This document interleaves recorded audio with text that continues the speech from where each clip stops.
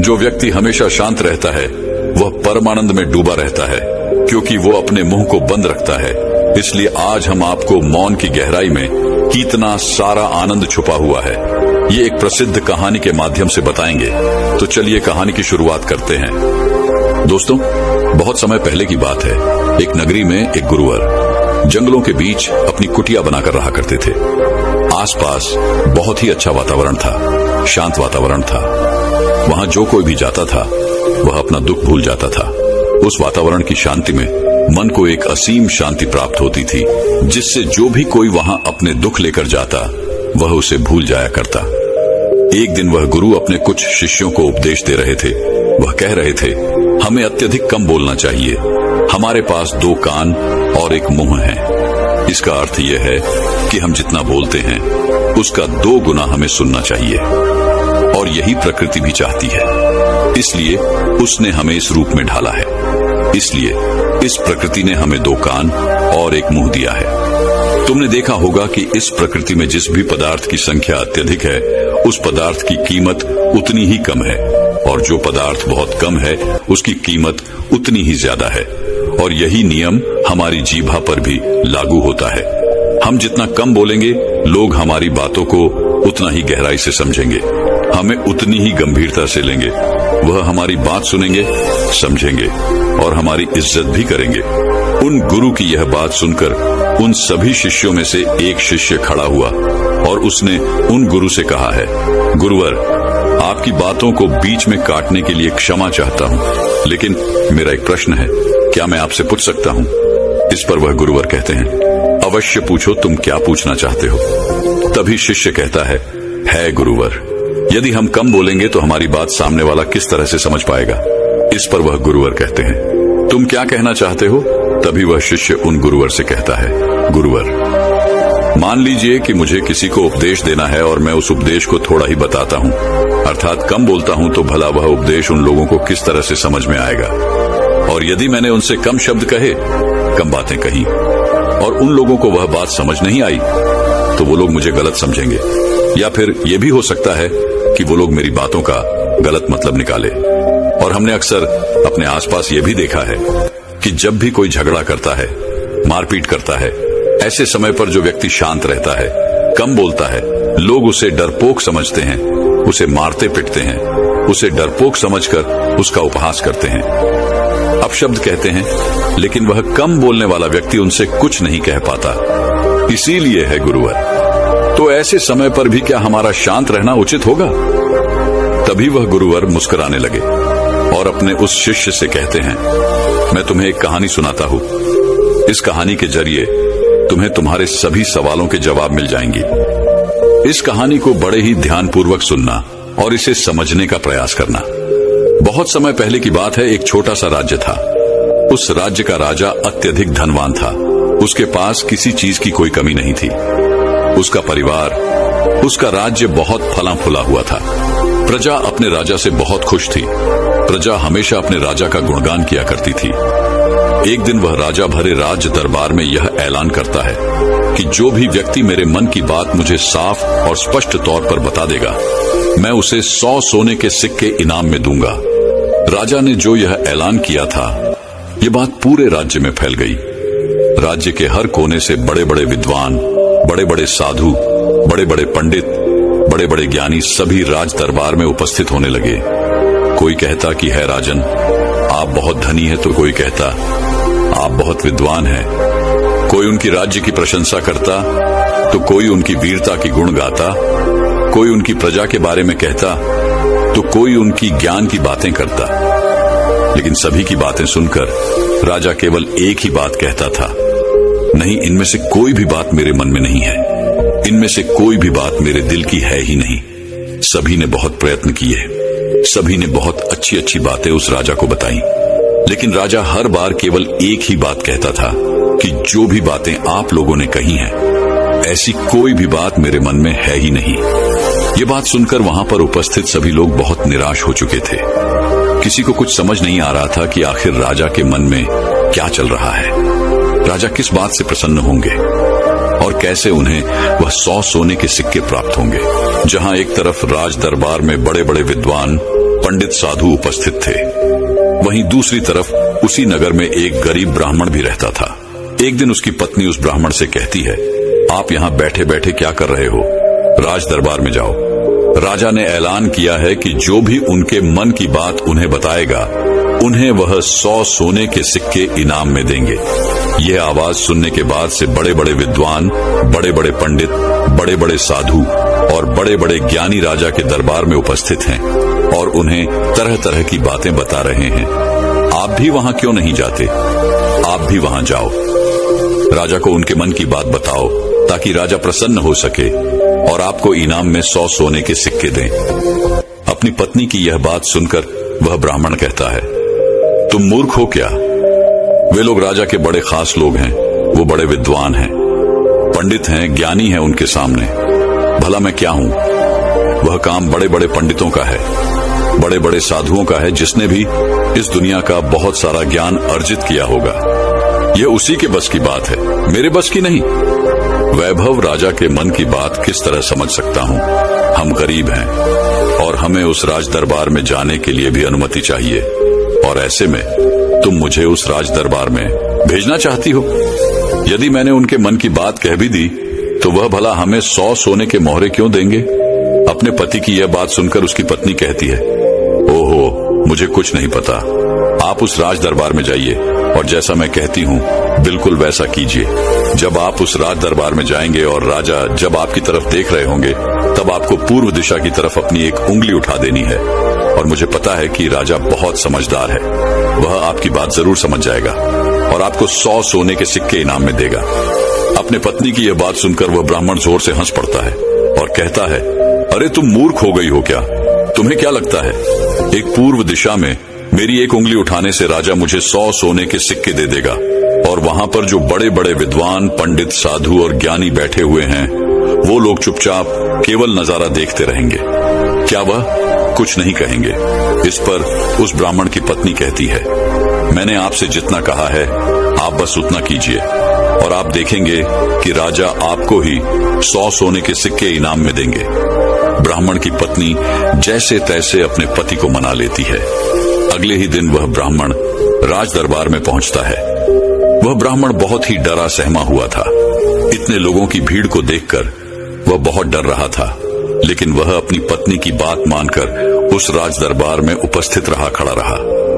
जैसे ही राजा की नजर उस ब्राह्मण पर पड़ी, वह ब्राह्मण अपनी पत्नी की बात मानते हुए एक उंगली पूर्व दिशा की तरफ उठा देता है। यदि राजा बहुत प्रसन्न होता है और राजा तुरंत ही उसे 100 सोने के सिक्के इनाम में देता है। ये सब देख वहां पर उपस्थित बड़े बड़े विद्वान, पंडित, साधु और ज्ञानी सभी लोग आश्चर्यचकित रह गए कि आखिर ऐसा इसने क्या कह दिया जो राजा को बहुत अच्छा लगा। हर कोई यह सोचकर हैरान था कि इस ब्राह्मण ने तो केवल एक उंगली ही उठाई थी और इसे 100 सोने के सिक्के मिल भी गए।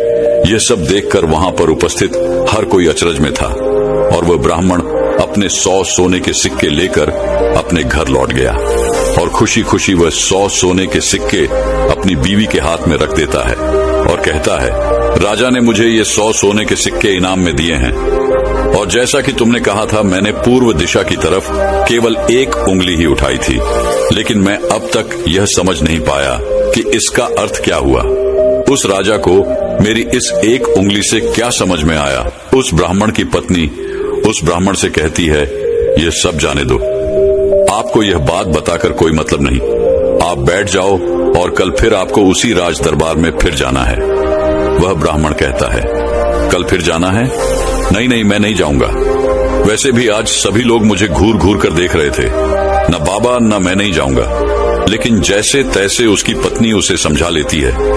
अगले दिन ब्राह्मण एक बार फिर तैयार होता है और अपनी पत्नी से पूछता है, अच्छा बताओ आज मुझे क्या करना है?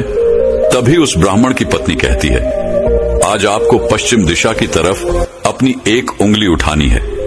वह अपनी पत्नी की बात मानकर फिर से एक बार राज दरबार पहुंच जाता है। जैसे ही राजा की नजर उस पर पहुंचती है, वह ब्राह्मण अपनी एक उंगली पश्चिम दिशा की ओर उठा देता है। यह देख राजा एक बार फिर प्रसन्न हो जाता है। वह राजा उन्हें 100 सोने के सिक्के फिर से इनाम दे देता है। यह सब देखकर वहां पर उपस्थित हर कोई बड़ा हैरान थे। हर कोई अचरज में था कि आखिर ये सब हो क्या रहा है। हम यहाँ पर अच्छी अच्छी बातें बता रहे हैं, राजा को तरह तरह का ज्ञान दे रहे हैं, लेकिन राजा उससे प्रसन्न नहीं हो रहे। और यह ब्राह्मण है कि केवल एक उंगली उठाता है और राजा उसकी बातों से खुश हो जाते हैं, उसे 100 सोने के सिक्के ही इनाम में दे देते हैं। और तो और ये कुछ बोलता भी नहीं, चुपचाप आता है, उंगली उठाता है, इनाम लेता है और चला जाता है। हर कोई केवल बस यही जानना चाहता था कि आखिर उस ब्राह्मण को ऐसा कौन सा ज्ञान है जो उनके पास नहीं। अगले दिन फिर से वह ब्राह्मण राज दरबार में आता है और अब की बार वह अपनी उंगली उत्तर दिशा की तरफ उठाता है और अब की बार भी राजा प्रसन्न होकर उसे 100 सोने के सिक्के इनाम में देते हैं। ये सब देख देख कर वहां पर उपस्थित हर बड़ा से बड़ा विद्वान थक चुका था।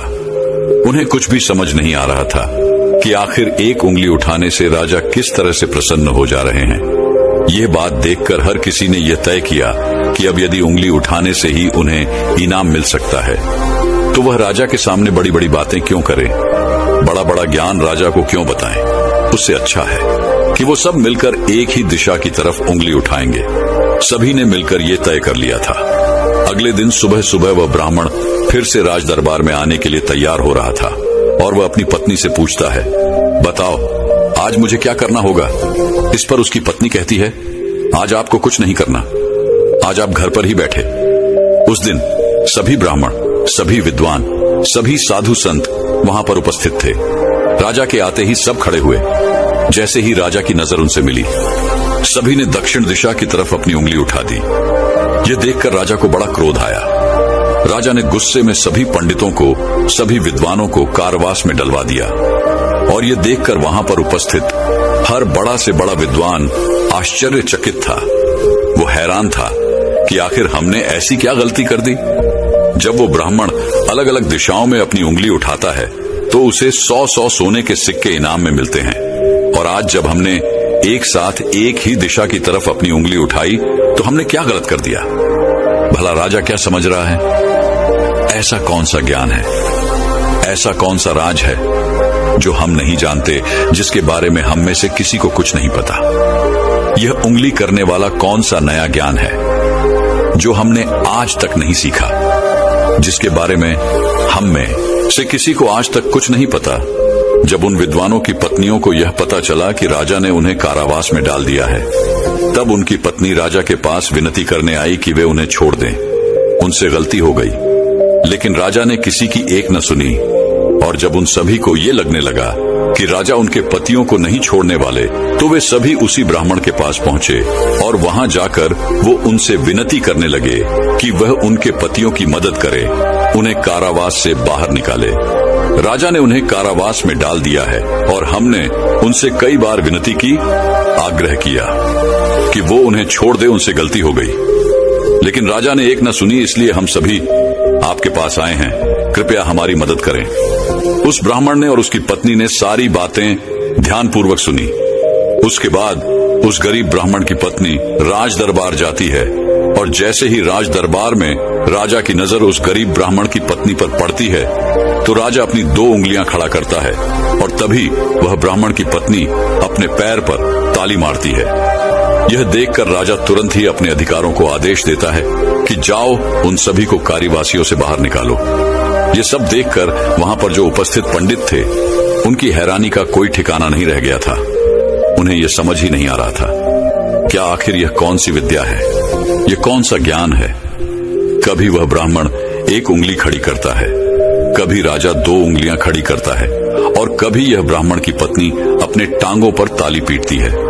आखिर ये सब चल क्या रहा है, आखिर ये सब हो क्या रहा है। सभी मिलकर यह तय करते हैं कि इसका जवाब तो हमें वह गरीब ब्राह्मण ही देगा। इसलिए सभी मिलकर उस गरीब ब्राह्मण के घर पहुंचते हैं और उन सभी पंडितों में से एक पंडित उन गरीब ब्राह्मण से कहता है, आप ही हमें बताइए, यह कौन सी विद्या है जो हम नहीं जानते।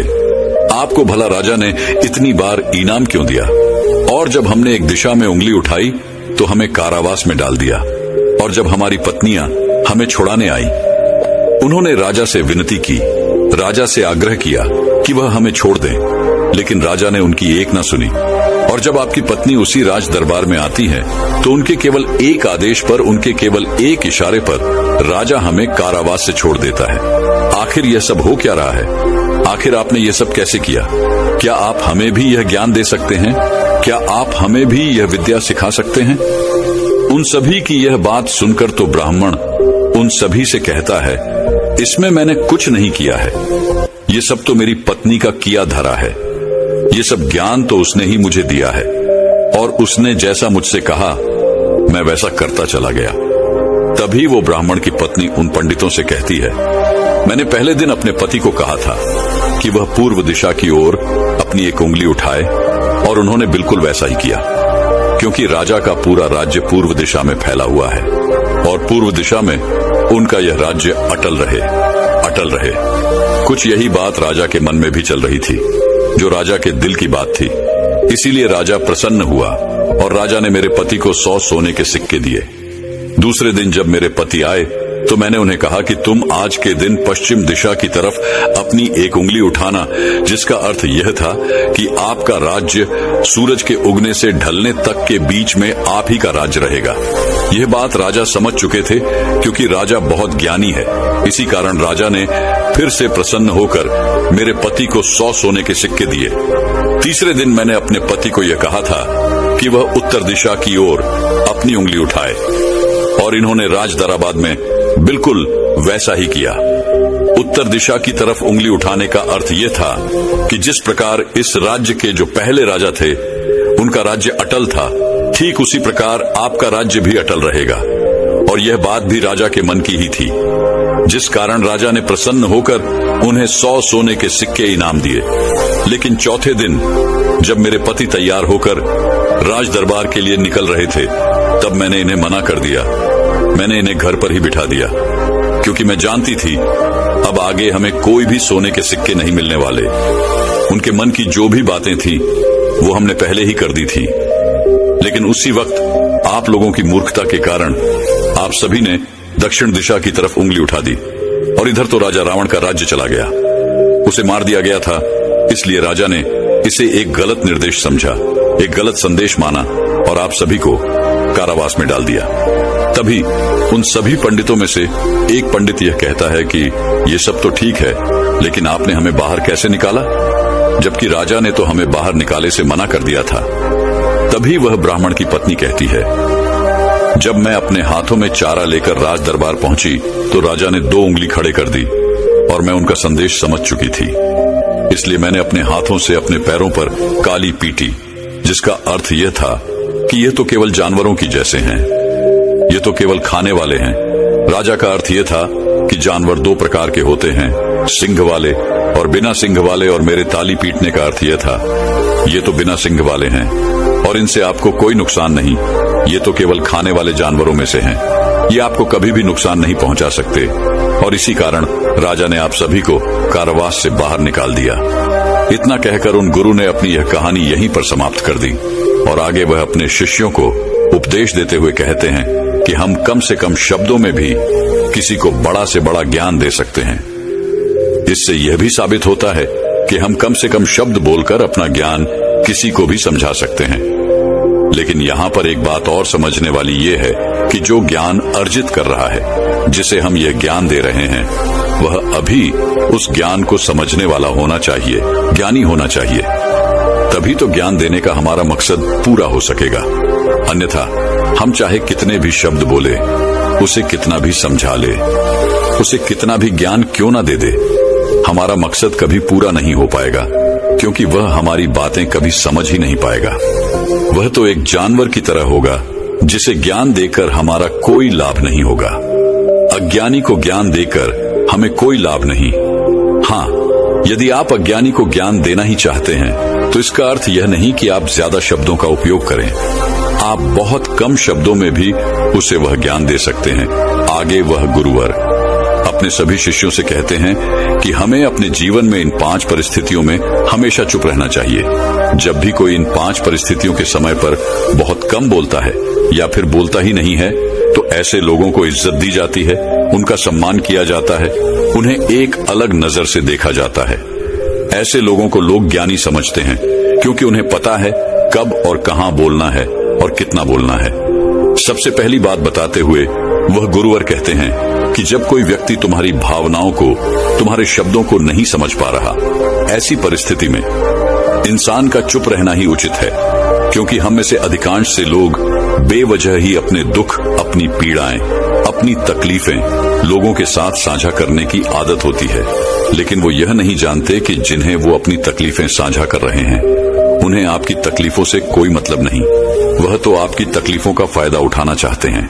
वह तो आपकी तकलीफों को सुनकर मन ही मन में खुश हो रहे हैं, क्योंकि उन्हें अब यह पता चल चुका है कि जितना कुछ वो आपको समझते थे, जितना सुखी वो आपको समझते थे, आप अंदर से उतने सुखी हैं नहीं। आपका सुख चैन लुट चुका है और यह जानकर उन्हें बहुत प्रसन्नता होती है। वह बहुत खुश होते हैं और ऐसे समय पर वह आपका साथ भी छोड़ देते हैं, क्योंकि कोई भी एक दुखी व्यक्ति के साथ रहना पसंद नहीं करता।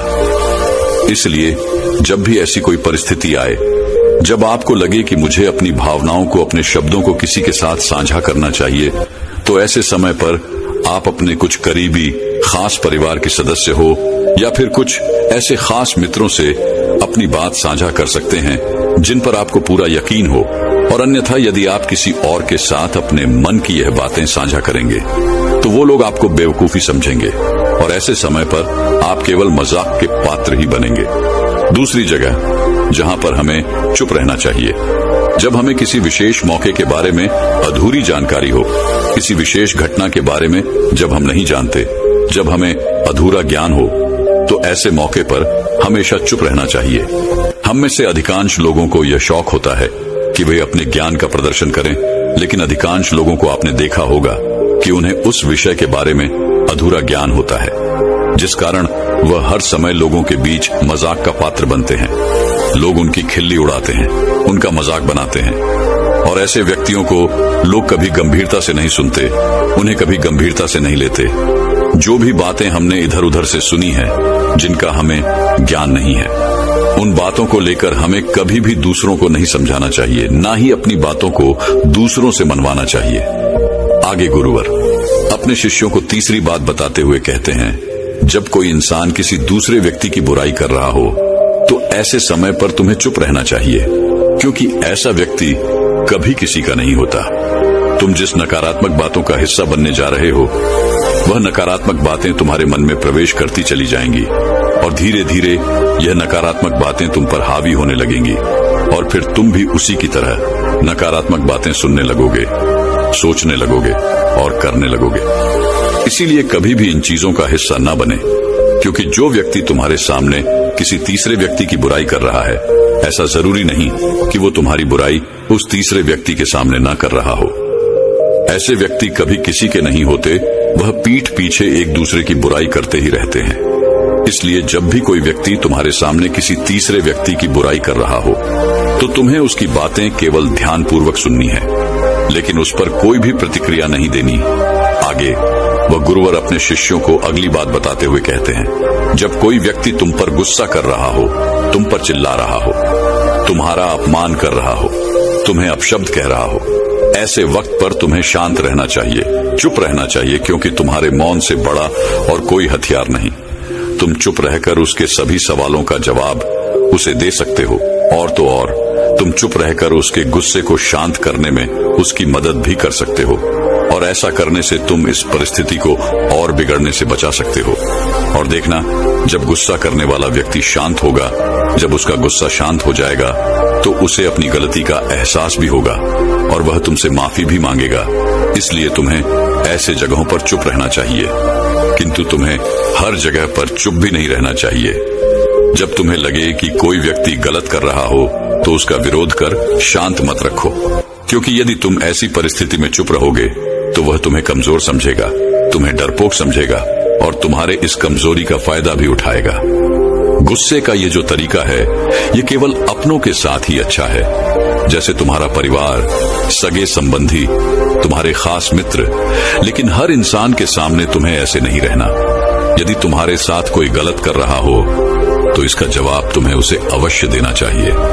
आगे वह गुरुवर अपने शिष्यों को 5वीं बात बताते हुए कहते हैं कि जब कोई व्यक्ति अपने मन की बात, कोई घटना या कोई दुख भरी बातें तुम्हारे साथ साझा कर रहा हो, तो ऐसी स्थिति में हमें चुप रहकर ध्यानपूर्वक उसकी सारी बातें सुननी चाहिए। आपने तो देखा ही होगा, जब हम अपनी परेशानी किसी के साथ साझा कर रहे होते हैं, उसी वक्त हमारा कोई ऐसा मित्र या फिर कोई ऐसा सगा संबंधी अवश्य होता है जो हमारी बात पूरी करने से पहले हमें समाधान देना शुरू कर देता है। और जब कोई ऐसा करता है तो हमारे मन में क्रोध उत्पन्न होता है। हम उस व्यक्ति से बात तक करना पसंद नहीं करते, जबकि ऐसी परिस्थिति में हमें शांत रहना चाहिए, क्योंकि सामने वाला हमसे यही उम्मीद करता है। हम शांत रहकर उसकी सारी बातें ध्यानपूर्वक सुने, जिससे जब वह अपनी बात पूरी करे तो उसे शांति का अनुभव हो। और जब हम ऐसा करते हैं तो उसके मन में हमारे लिए और भी इज्जत बढ़ जाती है। वह यह जान पाता है कि कोई तो है जो हमारी बातें सुनता है, हमें समझता है, जिससे वह तुम्हारी और भी इज्जत करता है, वह तुम्हारा और भी सम्मान करने लगता है। इसलिए ऐसी परिस्थितियों में हमें चुप रहना चाहिए। इतना कहकर वह गुरुवर आगे कहते हैं कि इन 5 स्थितियों को हमेशा याद रखना, और यहाँ पर इंसान को हमेशा कम ही बोलना चाहिए, क्योंकि इंसान एक दुकान की तरह है और दुकान का ताला है हमारी जीभा। और जब इस ताले से हमारी दुकान खुलती है, अर्थात हमारे अंदर की बातें जब बाहर आती हैं, तभी पता चलता है कि यह इंसान अंदर से कोयले का है या फिर सोने का। इसीलिए कम बोलें, लेकिन अपने शब्दों की कीमत बढ़ा दें। और ये तभी होगा जब आप हर परिस्थितियों में सोच समझकर बोलेंगे, कम बोलेंगे और उचित बोलेंगे। तो चलिए दर्शकों, अब हर व्यक्ति का कर्म कैसे वापस लौट के आता है, इस विषय पर एक अद्भुत अगली कहानी की शुरुआत करते हैं। दोस्तों, कहा जाता है कि कर्म किसी मनुष्य का मोहताज नहीं होता, बल्कि हम मनुष्य कर्मों के मोहताज अवश्य होते हैं, क्योंकि कर्म सर्वोपरि है, सर्वश्रेष्ठ है। और यदि कोई मनुष्य ये सोचता है कि वो कोई कर्म नहीं करता, तो ये उसकी सबसे बड़ी भूल है, क्योंकि बिना कर्म के कोई भी मनुष्य। दोस्तों, उम्मीद करता हूं आपको यह वीडियो बहुत ही ज़्यादा पसंद आई होगी। तो हमारे चैनल को सब्सक्राइब ज़रूर कर लेना, क्योंकि इससे हमारा हौसला बढ़ता है और हम आशा लेते हैं कि आपको और ज़्यादा मोटिवेशन देंगे और ज़्यादा आपकी हेल्प करेंगे। तो हमारे चैनल को सब्सक्राइब ज़रूर कर लेना और ज्वाइन ज़रूर कर लेना। धन्यवाद।